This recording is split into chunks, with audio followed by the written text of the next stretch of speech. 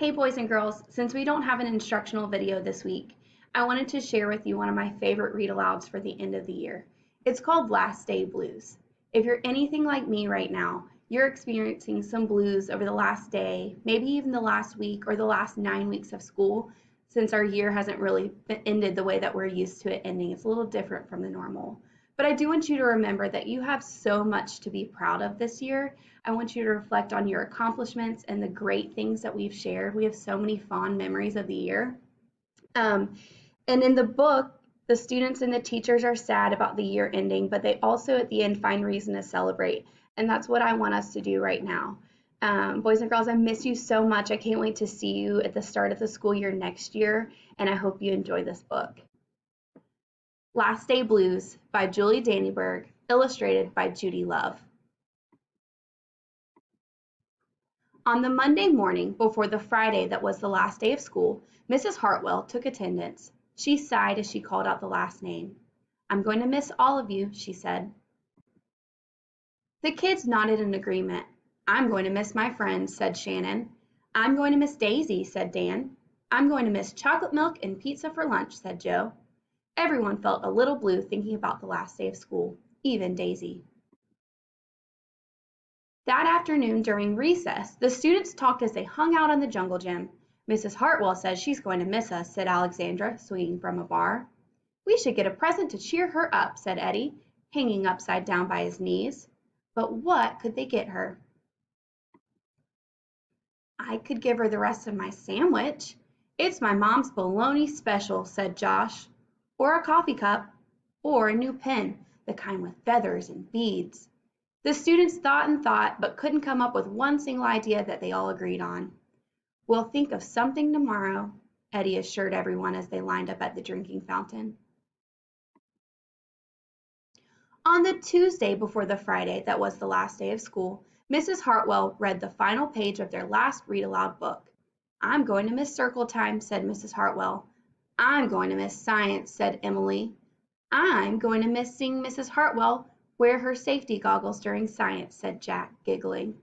And so before they got too sad, Mrs. Hartwell put on her safety goggles one last time, just for fun.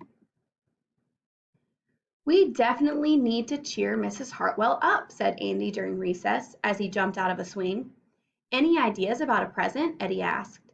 "Nope," they all answered back.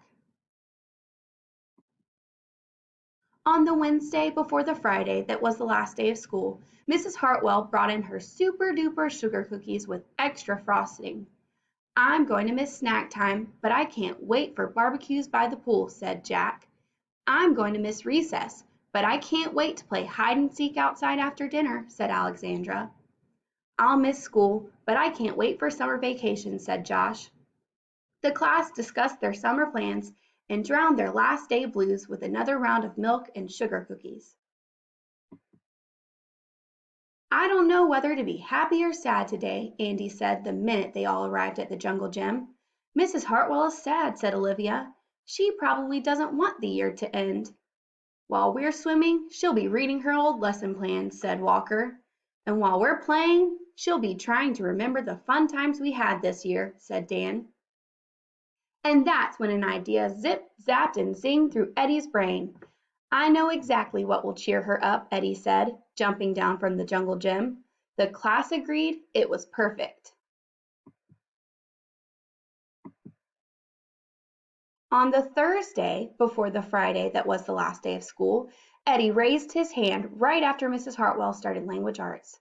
"We need some privacy, please," he said. And so Mrs. Hartwell took down the bulletin boards with her back to the class. She never even peeked. Well, only once. On the morning of the Friday that was the last day of school, the students dashed into the classroom. They snapped open the shades for the very last time. They did their chores for the very last time. They fed Daisy for the very last time. And soon as the bell rang, they couldn't wait for Mrs. Hartwell to see her present for the very first time. The last day of school makes us so blue. We'll miss recess and pizza and reading too. We'll miss Daisy and cookies and friendship true, snack time and science and learning new.